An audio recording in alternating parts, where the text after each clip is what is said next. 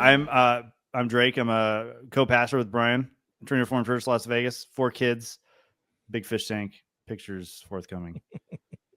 And my lemon tree is not doing as well as it was before. I don't know if maybe that thorny plant sucked too many nutrients out. But anyway, who are you? My name is Brian Hodge, and I am a pastor at Trinity Reformed Church in Las Vegas, along with Drake. I also have a fish tank. I do not have a lemon tree, but we are working on building a pond right now to cultivate good Christian culture. I don't know how it went. Mosquitoes. Right. Well, you know, Christian culture is about suffering, true Christian culture, and right. Mosquitoes will bring suffering. So we're going to make sure all the kids get malaria and really suffer hard. Now, when you look at Christian elite, like the Christian elite, there is technically quote unquote Christian elite, right? We have a king who is like the one that was worshipped above all things. You honor him, you listen to him, right? And what did that king do? Well, he washed disciples' feet. Like he became the so like the elite structure in the church is foundationally service. And which I think is ironic when people desire the pastor, the bishopric, or the presbyteros, they think that like maybe my reward in heaven is I'll be able to rule all these people. I actually have an idea. Maybe your role in heaven as an elite person is you'll actually serve people in the new heavens and new earth. You'll be the guy who's actually serving the ones that do have the land. That's how like the highest in the kingdom of God, or right, the highest behave. But I think what they're talking about is putting people in that position of power, but in Satan's world, and then saying, well, that position is amoral. They can do good with it. And I want to say, no. That elitism every single time will destroy somebody. Yeah, it corrupts. There's not a way it doesn't. It's the ring of power. It is the ring of power. Everyone wants to say, well, I'll do good with it. And they will for a while. But it is not something the fallen man, because I don't think it is something baked into God's intent. It is a system of Satan that he uses. Well, this is why is inevitably going to destroy him. This is why not many rich, not many wise, not many of the elites were actually chosen for the kingdom of God, because it is too easy in the devil's world to become corrupted by it. And I just want to say to them, look, I know that people throw around the word cult a lot toward them. But I just want to say, like, if let's say one of them stumbles on this podcast or whatnot, as someone who has actually studied cults since the time I was young, this is actually why I even got into ministry, is because I wanted to work among the cults as an apologist and all that sort of thing. Looking how they form, looking what, the characteristics of the cult or whatever. Cults are almost always formed around men who moralize their preferences, and they don't see them as extra laws being put on other people, because if you're the one if you're moralizing your preferences, you're moralizing something that you already like and do. It's something that literally you've chosen to live that way.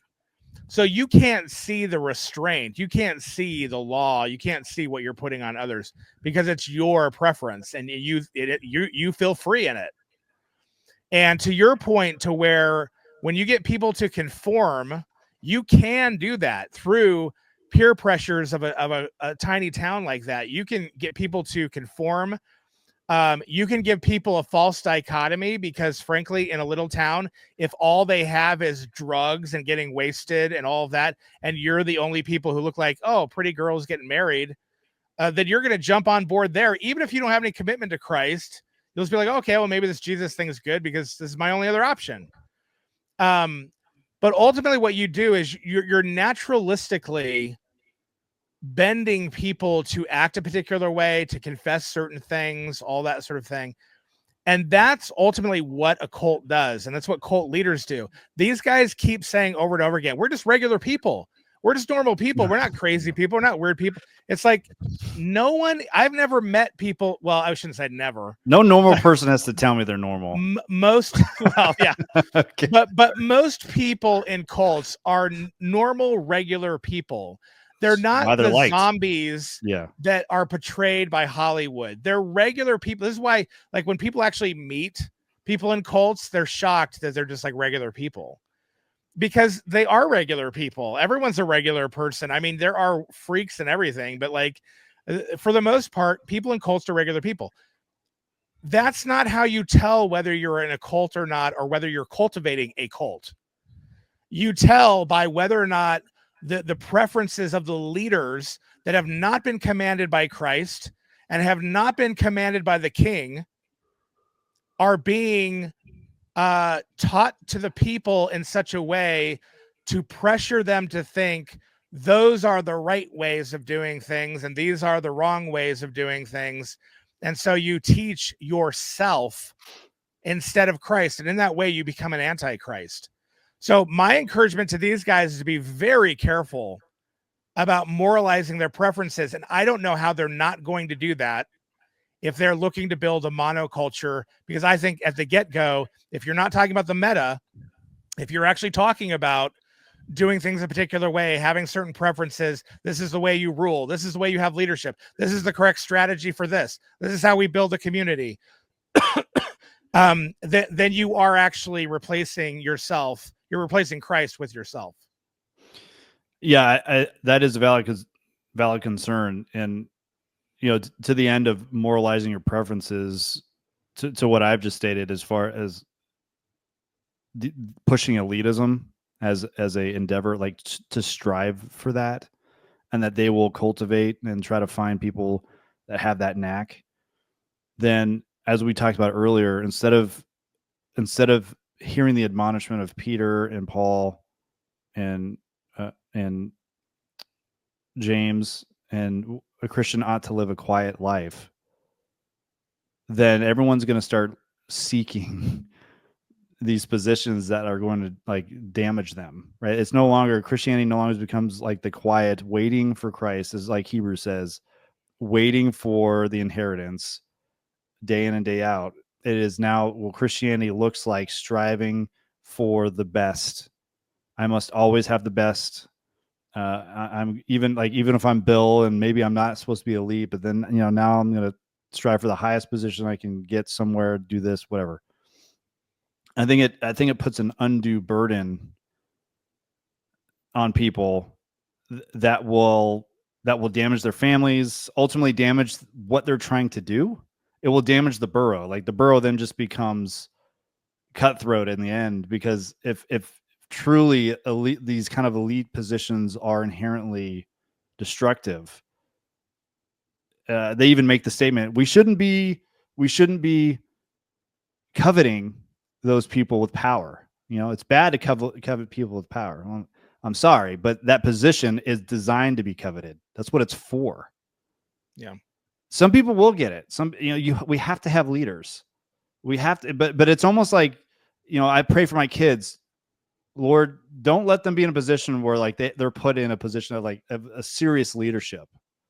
You know, I want them to live quiet lives. Like I'm praying for that. I don't want them to be the best. You know, I don't want them to be in charge of like a hospital, you know, or like in charge, you know, be like the best surgeon or be the, you know, even the best pilot, because then, you know, that you can be influenced by that in a way that detracts you from the Christian life, which is quietness. And if you were to ask, like, you know, people among the People's Temple or whatever, if you were to talk to them or whatever, there were some of the sweetest, most intelligent, articulate people. People's Temple is Jim Jones' cult. Super sweet people or whatever. The biggest nut in the People's Temple was Jim Jones.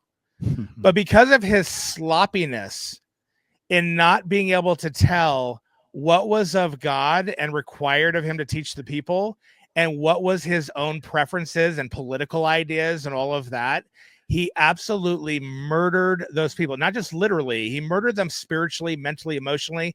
And what he did was create not a culture of love, but a culture of fear, anxiety, pressure, peer pressure, all of that. And I almost want to look to say, hey, if you're a Christian leader and that's how you govern, that's what Jesus specifically was talking about when he uses the term lording over. Lording over is not speaking harshly to the people. Jesus speaks harshly. Lording over is not using authority and speaking authoritatively. Jesus does that. Lording over is actually thinking that your preferences should actually be placed over other people because you have good reasons for them. And the problem is that, again, just to go back to the same thing, they might be like, oh, we're not talking about preferences. Like, then you're not talking about culture, because culture is built on basically your core beliefs, religious system, which we would all agree that that would be what the church is supposed to be teaching. It's based on your civil laws, which I think most of us would agree should be the civil magistrate giving those and whatnot, although we might not agree on, what they're based on. And then it's going to be personal preferences under that. And so if you want to make a monolithic culture on the meta, then that's fine. But then you would just be teaching nothing different than the other churches that you're constantly critiquing. So it's clear to me that you mean more than just those meta ideas. You actually mean also in this is the right way in how you build community. This is the right way to bring up leaders. This is in terms of the strategy, in terms of the external, that sort of husk, that there's actually a good and evil husk instead of just, the meat inside. One of the things they do is anyone that tithes has free access to the school that they do there. Yeah. So again, like going back to like, what are we building here? That's a great example right there. Yeah. Okay. Like, I don't know if they're promoting the 10%. I'm assuming they are, probably. You got to do at least 10% or something. If you conform to the way we're doing things here, you'll get this benefit. Right. So you can see like it's almost like a welfare system in a way. If you tithe, you think about the poor person that wants free school. They got to tithe now, so they can get their. I don't know. It kind of almost detaches the point of giving as a sacrifice. That turns it into quid pro quo. Yeah. Which I'm like, ooh, I think you're missing. Like, not only do you got the point of tithing in the Old Testament, but now you've got it at the point of giving in the New Testament, I think. But hey, kids, if you give me your $100, I'll give you this $100 toy. Yeah, but here's what they do understand. They understand the power of education. They understand the power. Like, look, we will give you free education because we're fighting the false education over, of the zeitgeist that they're fighting, and we're going to raise you up to be, again, prepared for every position that you can fathom. And we're gonna find the philosopher kings. We're gonna teach them. We're gonna put them in those positions, and then we're gonna slowly, burrow by burrow, push the Danes out of this land. And then once again, America will be a Christian nation.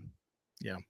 Once again, and this has never been tried before. It's never been done. Finally done the right way. Unlike all those pessimistic people who wrote post-mills, because we know there was no such thing as the moral majority in the 80s, and American vision wasn't begun in the 80s. It was begun yesterday. And we know the Puritans didn't originally start out that way, trying to do any of that sort of thing. And there weren't any of those social movements in the 19th century and early 20th century that were trying to do the exact same thing. And they fail every time because you cannot make the devil's world Christ's world. Only Christ can make his people into his world, which is why he must remove all the people in the devil's world when he comes back, because he can't make them a part of that world to come. And this is a good thought exercise. Can you establish a Christian nation while you're committing egregious sin? Yeah. If I'm dating a woman, or if I am not dating, we don't do that. If I'm Why am I forgetting the word? Courting. If you're courting a woman while sleeping with others and then you marry her, did you actually establish a Christian marriage? I would say no. Yeah. And so like, I want to ask, like, and everyone knows what I'm talking about. What was happening at the establishment of this quote unquote Christian nation? And I get that it was socially acceptable and it was the norm. It wasn't really the norm. It was a norm in that area. Christians actually stopped, as far as looking through the early church in the medieval, early medieval times, slavery was kind of pushed out by the church in a lot of ways. Yeah. To be so like high-handed, and then have the audacity to say we've established a Christian nation, and then like, that is the idea to even label something a Christian nation means that externally we have codes and laws and preferences that we abide by, which again then goes to the whole thing we're talking about. You can't codify the new covenant. I'm sorry. We'll just put the 10 commandments in everywhere. And then that's the code, right? That's the code we're going to follow. And we'll be a Christian, quote unquote Christian nation. Well, Islam does that. They follow most of the 10 commandments, so except for, I guess you would look, if you're really going to implement the law, then I guess you would have a Christian nation, because you'd kill everybody who wasn't a believer. Well, right. It's like, I mean, okay, then, then it comes down to, and this is something you have to answer. You have to answer is like, what is the point of government? How do I interact with the world around me? How am I to see the purpose of the magistrate, lower, upper, all the way to the highest echelons? And ultimately, I think on this side of the cross, and this was true even before Christ, it has to be the point of government is to allow the church to do its job and allow people to hear it. So like, why do we not let people murder? Well, one, because that's not your right to take anyone's life, but you've taken that person's ability to hear the gospel. Like, there's so many facets to why you don't, and as far as like, if I'm a Christian and I happen to find myself in a political position, this is the other side that I don't want people to hear me not saying. I don't want people to hear me say, well, then I should never be in a political office. Then it's sin to be in a political office. And I'll say, no, this is the devil's world. Again, this goes back. This is the devil's world. Christians we're going to be found in places we don't want to be, and that are dangerous, and we can still live Christian lives, and God will protect us, and we can do the right thing. So like, when we are in these positions, like, our thought should always be, how can I benefit the church? And that's a lot different than saying, how can I make this a Christian nation? Yeah, it's a big difference. Then it just becomes, I'm going to rule and push a rule in a way that the church can do its job. I'm not trying to bring Christ's kingdom in a conquering kind of way, and then the Christ will come back. It's just, that's the job as the deacon of God. This is the argument of Luke Acts, right? With Theophilus. It's like, hey, you're in a position of power. Christians are being persecuted. Like, explain Christianity to your government officials. Do something, or whatever. But you may also lose your job. You may lose your life in the Roman Empire sometimes. Right. But here you almost definitely would lose your job if you are too Christian. Yeah. Like, you can be a Christian, just don't be too Christian. Yeah. And that's the way it works in the devil's world. It's like, the devil doesn't mind if you're like kind of a Christian. So those positions, what are you there for? Is it just to gain power and money and all that? Well, you're playing along with the devil. So of course he's going to let lots of Christians, quote unquote, into positions that way. But as soon as you start doing it in a way to where you're plowing the road for the gospel, he's gonna have a big problem with it. So it takes quite the person to even get there in the first place, and probably a miracle to get there if you're actually a genuine, uncompromised Christian. But once you're there, you're probably going to lose it pretty quick. Yeah. And so is that really the means through which Christianity goes forth into the world, and that's how, we're actually to communicate Christ to the culture. And I would say, no, it isn't. The way you communicate Christ to the culture is you have love for one another. And so if you want to cultivate a culture where somebody learns how to be the mechanic in the church, and somebody learns how to be the doctor, and somebody's the airline pilot, and somebody's this and that, then great, that's fine. But ultimately, again, we're talking diversity. But again, it's held together by the gospel and the love of Christ, and we're transforming people who are actually can be transformed, rather than the culture that cannot be transformed. Again, unless you believe you're doing this for the gospel, but then I don't really need to become a politician other than to preach the gospel, and I'll probably soon not be that politician once I do. And see, and I think that's how, like, when we think about how can we pray for our leaders in. So, I'm thinking I brought Pete Hegseth up, I think, in a previous podcast, but like, what should we be praying for? Because he is a more than most Christian, right? He's more serious than most would be in a high political position that he's in. Well, I mean, he belongs to CRC. I don't know what his conversations look like.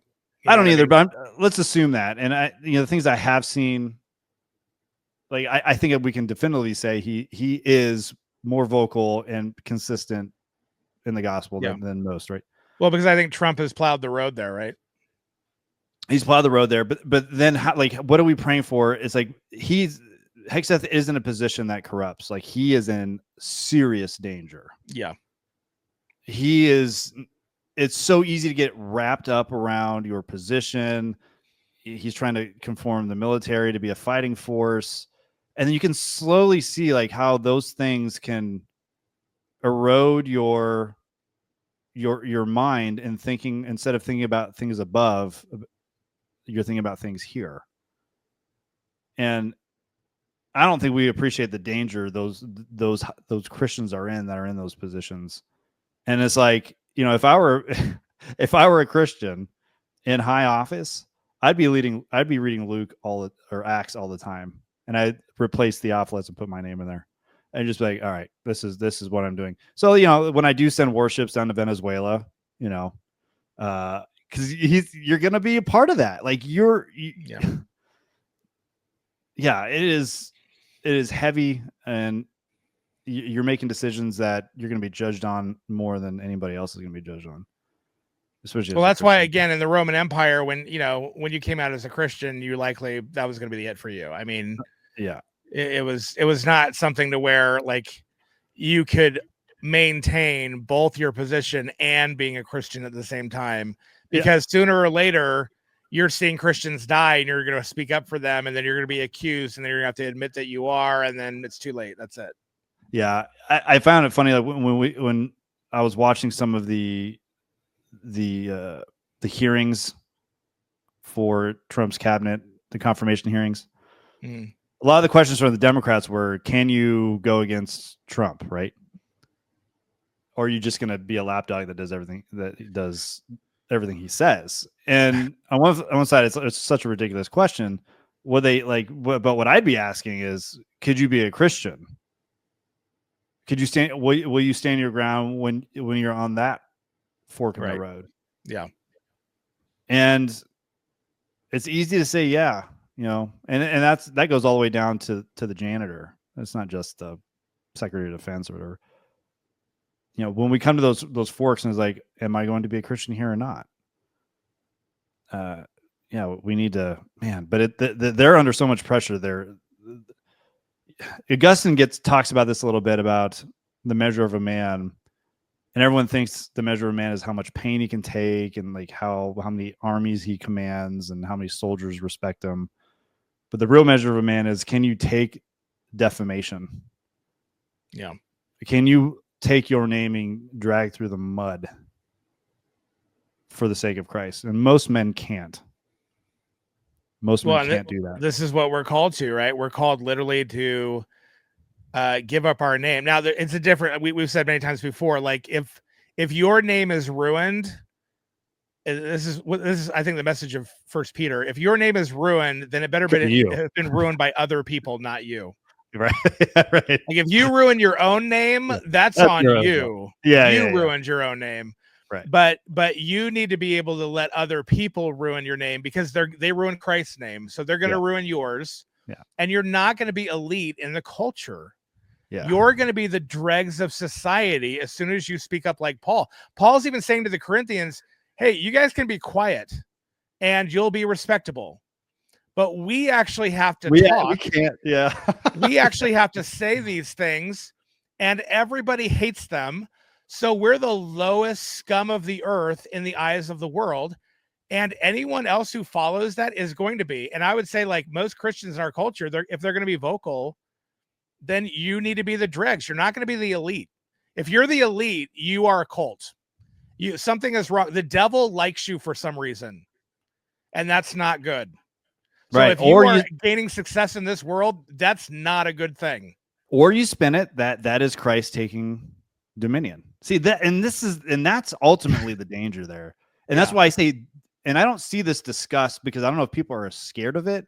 Because if you affirm or have some kind of theology about like the authority of Satan today, you're like, well, you're diminishing Christ's power. Like, you don't think Christ is all powerful. Like, yeah. Like, what do you think the crucifixion did? What do you think the ascension did? You don't think Christ rules? What do you mean? You don't think Christ rules? Yeah. You think he's an impotent ruler.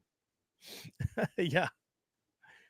So nobody pushes back in that way and is brave enough to say what the writer of Hebrews says or say what John says.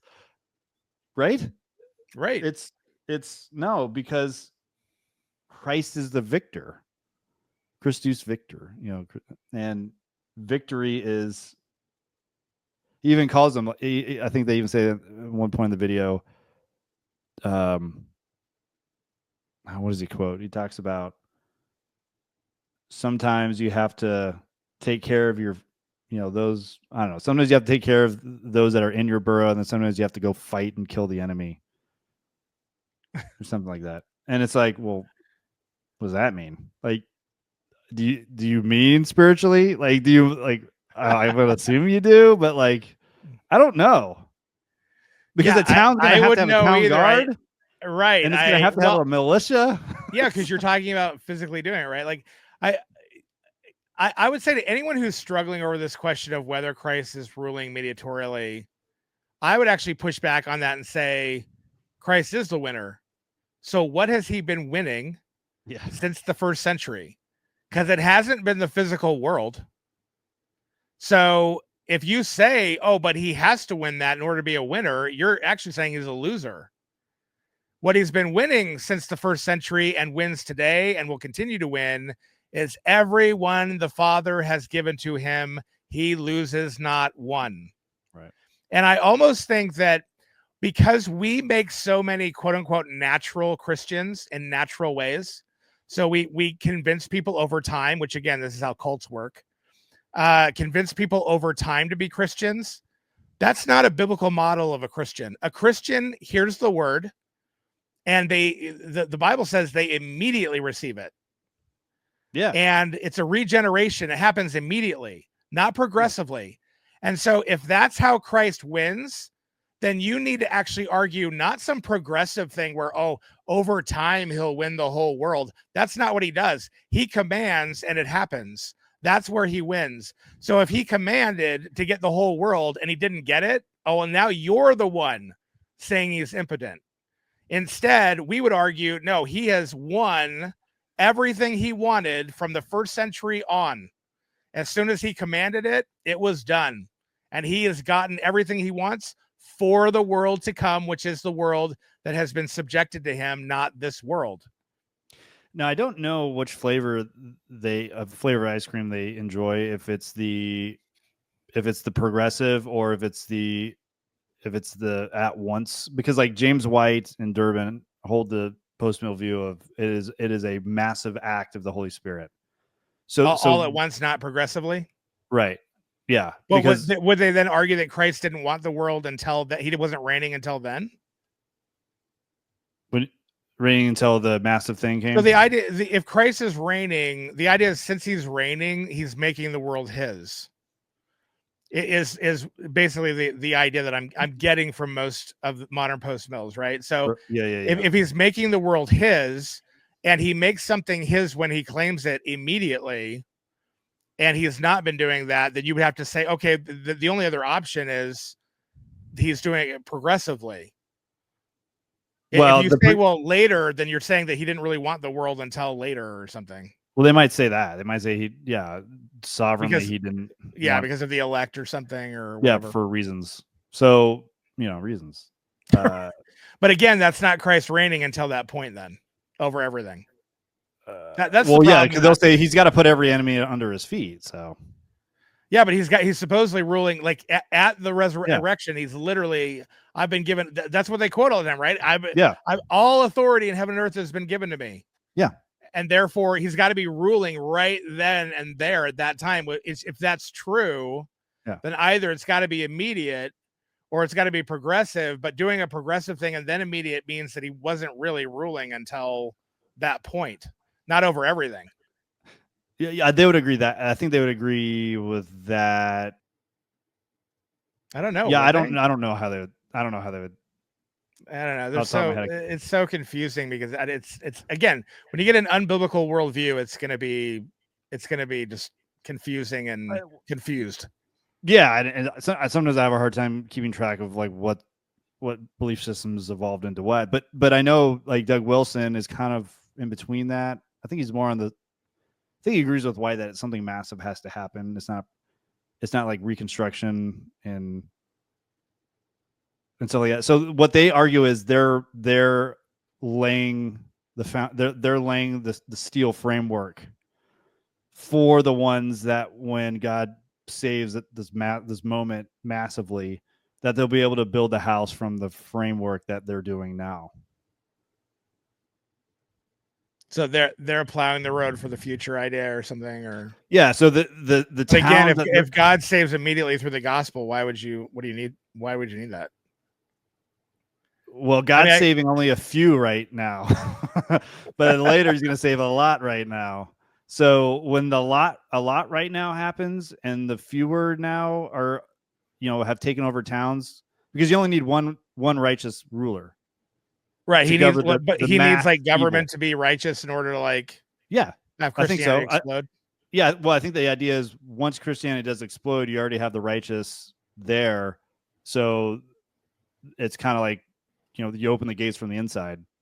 So you have the Christian prince or maybe ruler that's doing Christian things. And then you have this massive awakening.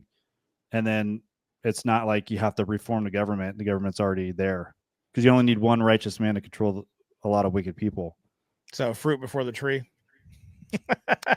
I think. Well, I don't know how. Yeah, I guess. Okay. So I don't know. All I'd say, I don't know what flavor they are. I don't know if they believe in the massive events or like a truly progressive. It seems to me like it's progressive because the Burrow idea is progressive. Well, I feel like even Doug Wilson's is progressive because he does that whole thing to where, I think we're in the early ages of the church. Well, so does all the postmen believe that they and have concluded that it's the early church. Yeah, right. Because in evolution, you need time. That's basically what right. That's the key element with evolution. You need time. Well, it's funny because I was watching a debate of Bob the Baptist and itchy Christian. I can't remember the other guy's YouTube channel, but they were debating on all mill and post mill. And the post mill guy asked the all mill guy, "Do you believe that Christ could come back 2 seconds from now?" And the all mill guy was like, "Well, yeah, but he's trying to balance the rumors of wars and all the pre-birth pains." Yeah, and he's in his head. I can see him in his head. It's like, have we had pre-birth pains yet? I guess no. So there'd have to be some kind of pre-birth pains. So the postman guy is trying to say like it's not going to be soon because those things haven't happened yet. And of course, I'm like, those things were happening in the first century, even. So. Yeah, I was like, what do you pick up a history book, dude. Read a book. just a book. I don't know. Like, yeah, Christ can come back at any, like, yeah, 2 seconds from now. That's the whole point. Like, nobody knows when the thief is coming. Right. If you did, right, there's either two ways you live. You live like the thief will never come, and then he does, or you're always prepared. And when the thief comes, you're ready for him. So it could be like any day. Like, yeah, do they have to scout out your house first? Yeah. Do they have to make sure you're not home? Are there steps they're taking before they come in? Well, sure, but you don't know those usually. You're just ready for it. The gun's always loaded, right? And for the Christian, the lamp is always ready because the bridegroom can say, "I'm here now." So we're ready to go into the room where he is right when he says, "I'm here." Right. So like this whole like, well, he's not. Well, ready to and all the other virgins went away to cultivate their elitism in the oil factory. Well, that's the thing. So like, who are these other these are other righteous people? It seems like that are distracted. Other believers. Yeah, or who are distracted. Yeah, by the world. By what? That's literally one of the seeds in the sower, and it's not the good one. It's the one that has been distracted by the concerns of the present world. Yeah. And I do see this as and this is thrown around a lot, so I hope this has the oomph I'm desiring. But like the Pharisaical way of making the distraction righteous. This is a righteous, godly distraction that you must focus on. I call it a holy distraction. A holy distraction. That's a good two-edged meaning there. Whole because there's nothing there, and then that's good. And it completely distracts you. So it's all three meanings, really. All three meanings. Yeah, there you go. All three meanings. And it's not just that, right? It's like I like when I read the Joel Webben stuff, I want, I don't know, like I pray for Joel Webben. I try not to just be like quick on the harsh remark, but he platforms distractions. Yeah. And it's like, dude, I don't know. Again, it's like, is your lamp lit up, or are you busy doing something else? Yeah. You know what? I think it's important to note that so some of what these guys say, in fact, we might say a lot of what they say, there's wisdom there. And I would say these guys they're not biblical exegetes. And that's clear. They don't understand biblical theology very well because of that. They would probably not think that's true, but no one ever thinks he's, incompetent in an area or whatever. I think they rely on previous traditional exegesis. Again, you'd have to be the exegete to know that you're a bad one. And that's kind of the problem. That's the conundrum. But, and then, you fall into the Dunning-Kruger that way, but they are wise young guys. Like they have wisdom. There's a lot of wisdom that they have. It's very clear. Here's the problem with that. And here's where I would go back to what you began with in the show, is that we consider them Christian brothers. I would say yes, right now. They could end up being wolves. And here's why.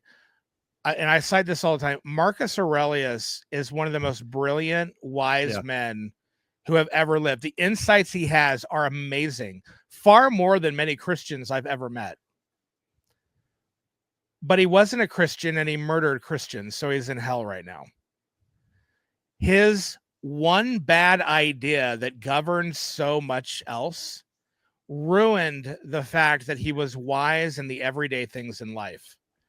And I would say, if I were to characterize a lot of these groups, whether it be Moscow or Ogden or even like Joel Webben's thing, although I've kind of gotten less wisdom from that, but I'm sure they still have some wisdom there, is that all of that is ruined. And it's even almost like a trick, because not on their part, but I think on the devil's, in terms of, look, there's some really wise things here, so you should just adopt this wholesale.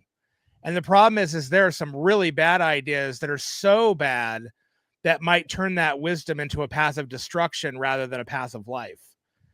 And you want to be very, very careful. And my encouragement to these guys would be, keep growing. Don't assume that your eschatology is correct. because it isn't. Keep talking. Don't double down. Don't dig your heels in. You're young. Let the older come over you, and not just the older people who agree with you, but the people who don't agree with you, and are especially the people who are telling you what you're saying is not biblical.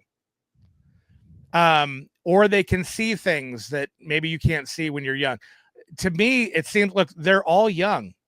It seems like just a very young movement. Now I can't see who's behind. Maybe there's older men who are behind the scenes, but it just doesn't. It seems like a young man's movement.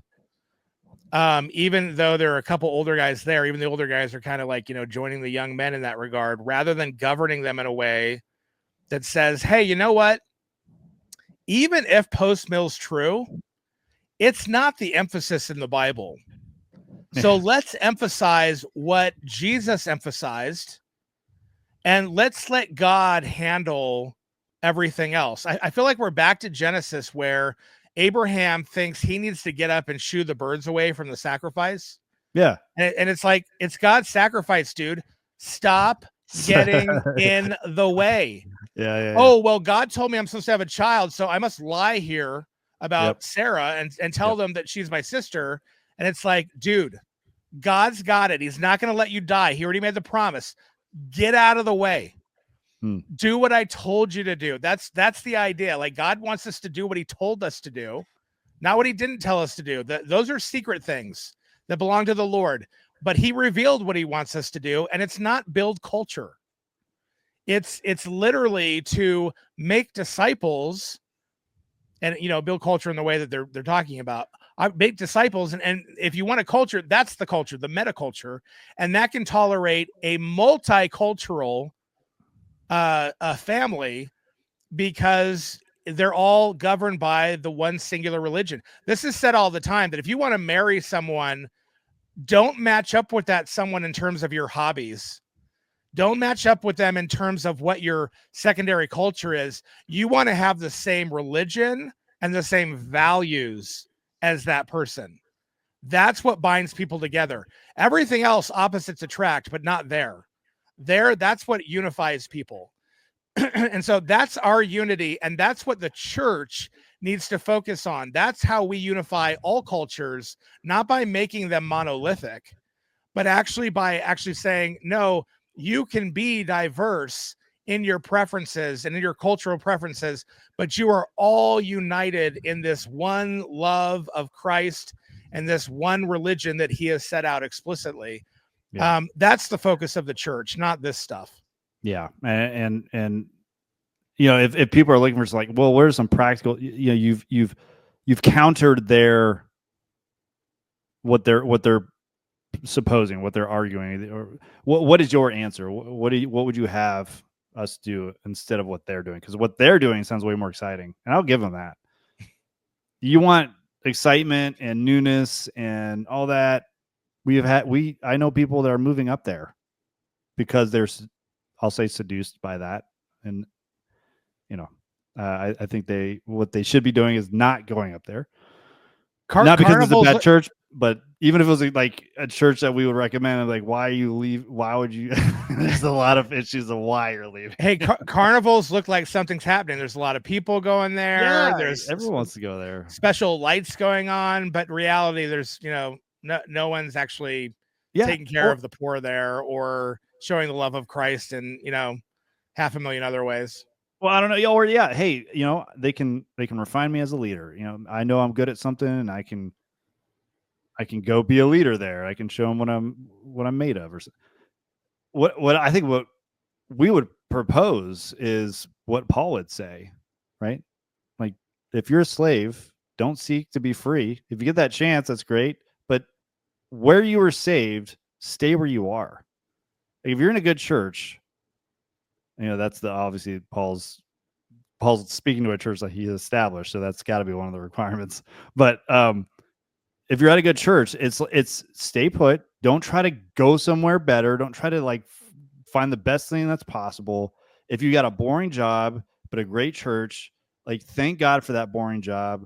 Thank God that you're not the apex of whatever career you're at, and that you're able to bring food, and you're growing, your family's growing, and you're growing in holiness and righteousness, and you're listening to your elders, and maybe you'll die in this place. But that is something, as Paul is saying, like the Father, that God is pleased with. That's what you should be doing. And it's not saying, again, we know that circumstances pull people away. This is the devil's world. Sometimes there are circumstances that take people away from churches that aren't the best. But I don't think the norm should be finding churches that will tickle every desire that you have, and you just uproot your family and go out there and have this imaginary place of Camelot or whatever fit, or that's Rivendell. That's where all the wise go and the beautiful go. It's like the beautiful go to a small church in a decrepit fellowship hall in the middle of sinful Las Vegas. There is a borough there. There is a borough in the heart of seedy Los Angeles and whatever other seedy town you want to go to. There's a borough there. Yeah. Right in the middle of it. Right in the middle. Like they could see the idols across the street. And they don't have to, they're not going anywhere. And they live simple lives. Like I think that is the biblical solution to this. Well, you have to realize what world you find peace in, right? So like we must find peace in the world to come, because that's Christ's world. And the only world to come that exists in this world is the church. And the only way I experience that world through the church is through the loving of one another, through the truth, through the fellowship of Christ. It's not in building like the secular culture around me. I almost feel like these guys want peace in the world, period. Like they want peace in this world. And it's like, here's the most controversial statement. Here's the statement that will make them cringe and they'll hate it because of their bad theology. But this world, it is not God's will that you thrive in this world. It's his will that insofar as he has determined you live, that you persevere in this world. That is, that you preserve your life in this world. It's preservation, not thriving. Yeah. Where you thrive is the inner man thrives. So Paul says, though our outer man, it is decaying, it is falling away, it is passing away. That is, I'm not going to thrive in the outer man, because I'm not going to thrive in the devil's world. But the inner man is being renewed day by day because of those Christian Burroughs we call the church, because of that fellowship of Christ, because of that love. I can actually find peace there, even though there is no peace in the rest of the world, because that peace is a part of the world I actually belong to, which has not yet come. Yeah, that's the consanguinity with the apostles right there. Yeah. That is it. That is in step with them. That is apostolicity. That is canonicity, right? That is all of the, that is orthodoxy. That's all the, that is what will get you to Revelation 22. Yeah. And now you can lose your name, you can lose your property, you can stretch out your neck and lose your life, because this is not your world. I don't know how these guys at the end of the day won't be so bound to whatever they create here that they won't want to leave it. One of the hardest things I heard a pastor say was from a conference was people tell you that this is not your home, and that's wrong. You do make your home down here. That is the post-mill ethos. It is not sojourning, it is conquering. Yeah. They're not going to deny persecution and conquering. Right? No, we're not just health and wealth. We're, it's like the stock market. Yeah, we're not just health and wealth. That's the key. It's not just health and wealth. Yeah. It is health and wealth. Yeah, right. But it's like, no, that worldview is all probably what gave us America in the first place, which I am thankful for. I'm not like, oh, I hate America. Look, I fought for America, people. I do love this country, because the church can be the church here, and that's diminishing. We all acknowledge that, and ultimately, that's what these guys are pushing back on, is that diminishing. That there is that reduction of influence of the Christian worldview. That is absolutely true. But the answer isn't strategic, militaristic Burroughs. Well, yeah, they see the problem and they misidentify what the root of it is. They think it's multiculturalism, and not understanding that it actually was the Enlightenment that erodes eventually even natural law. Natural law, upon which you set up a society like America, allows for the church to be the church, because it's not saying this one religion is true and therefore you must conform or we're going to kill you. So natural law actually allows for it. Now, if you were to set up a Christian nation, which version would be? And then everybody else would then be in violation of it and possibly not be able to pursue the Bible and what it really says and actually function under that Christian nation. So I would argue that, again, the bringing in of the Enlightenment by the Europeans into this culture that eroded the natural theology is what has led to the current situation, to where the church is no longer allowed to function, because now you've got such a subjective religion going on through post-Enlightenment views, that Christianity as a religion saying, no, this is true, can no longer function within it. So it's not multiculturalism. It's literally this religion that has been brought in that has eroded the very thing. And the irony is your solution would lead to more persecution of the Christian church, not less of it. So if we're going to get anything back, I would argue as a Christian, if I was going to influence anyone, it'd be like, hey, let's get those natural laws back in place.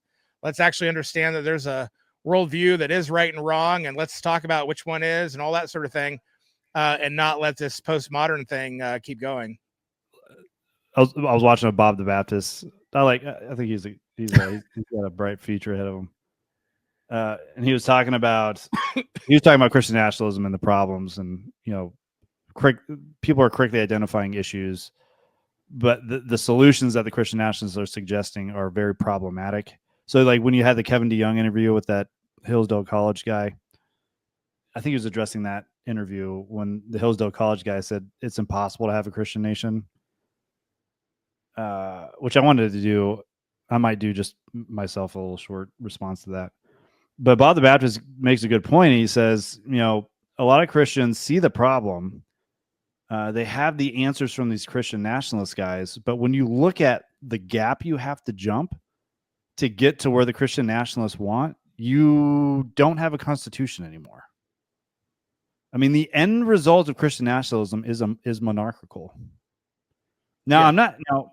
I'm not saying monarchies are bad. What I am saying, though, is that is anti-American, right? That's like, is the people say this is a Christian nation. No, it's an anti-monarchical nation. Like that's, you want to call it what it is, okay? They use Christian, phrases to make that work, but you don't have freedom of religion, and by freedom of religion, I mean you don't have freedom of denomination or sex, Christian sex, under a monarchy. That's never been, and it never will be. Never will be. Because the monarch is going to adopt a particular thing, and he's going to think that's right over everything else, and everybody else is now an apostate. Yeah. There's a reason people forget this too, like, because they throw back always to the Old Testament. There's a reason that the most freedom Israel had was when God was ruling over them. Yeah. And the most enslaved they were was when they had human kings. Yeah. And it's like, okay, church, which way do you want to go? Do you want God to rule? You want Christ to rule the church? Or do you want a king? And what I mean by that is, like, it's not that I'm not like against monarchicalism, but what the Christian wants to do is put in this representative of the deacon, of the servant of God, as the sword. And it's like, yeah, we're just gonna get Sauls. They get jealous and then wipe out the priesthood, entire families. That's what you'll get. Yeah. So I mean, God literally says that to him, right? It's like, oh, you want a king? Okay, well, he's probably going to take away your money. He's going to take your sons and daughters, make them slaves. Yeah, you literally are going to be more enslaved by this guy, but okay. Yeah. But we're Christians now, so we're not going to do that. The Spirit is in us. Well, because only Christ is the righteous king. Only Christ is going to give you freedom in your preferences, because his preferences are amoral. Right. Not moral. And it's funny, you read scholars, and a lot of people think the law was like this really like restrictive thing. Yeah. And a lot of scholars are like, it wasn't as strict as we kind of read it today. Yeah. There was a lot of freedom, especially probably when God was over Israel, when there was that, theocracy, when it's more the theocratic. Yeah. Then certainly than there was in the king, like when the king started ruling, they pressed hard on some of those laws that benefited them. Yeah. That was not good, Yeah, it was supposed to function more like Proverbs, like here's what justice looks like. Yeah. Now apply this. Yeah. In principle.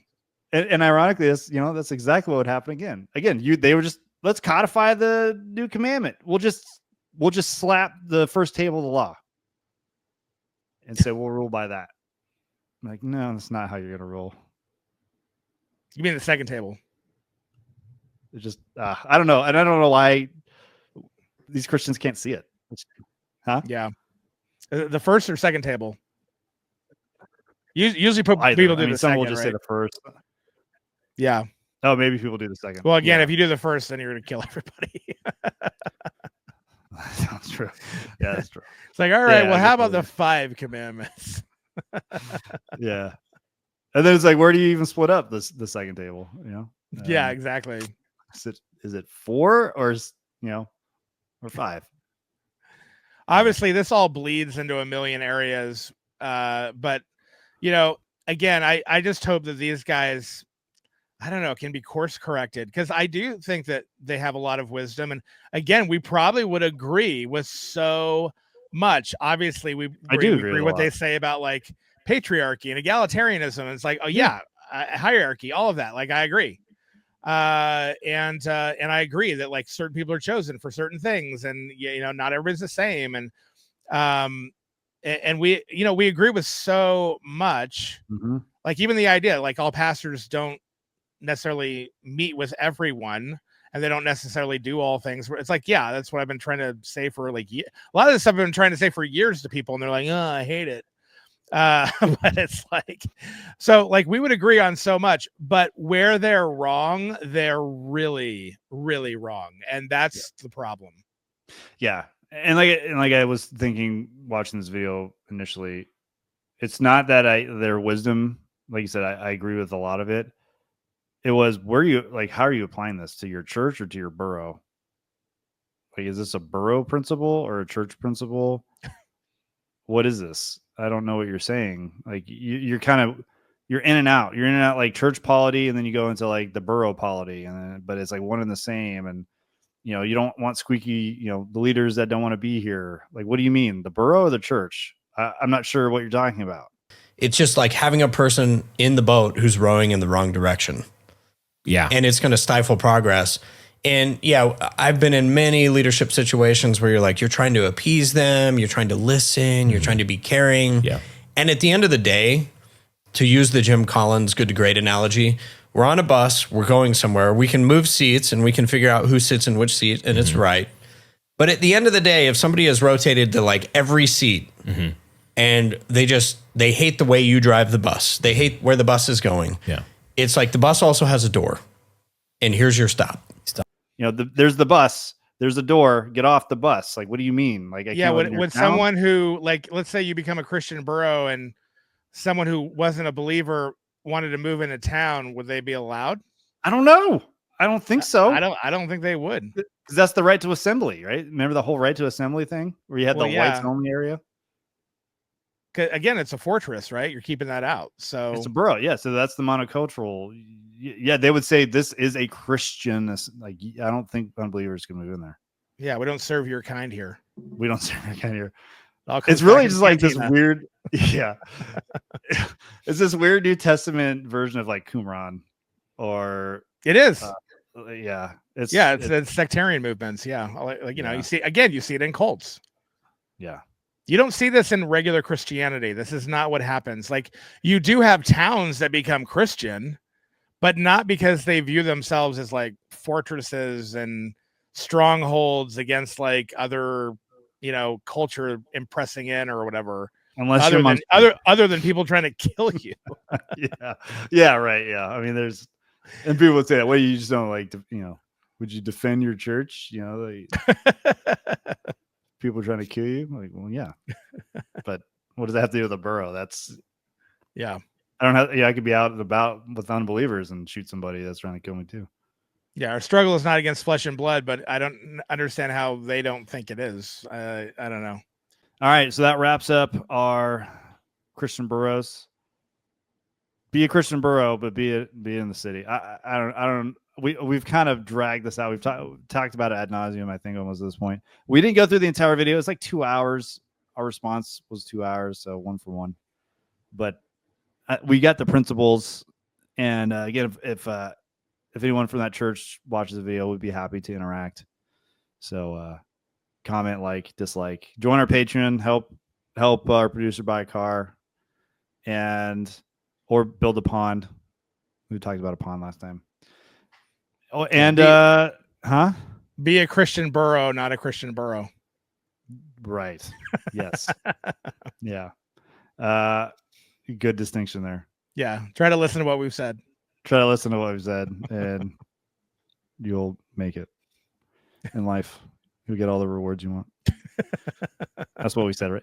But yeah, hopefully April will be back next episode. Maybe not next week, but we'll see.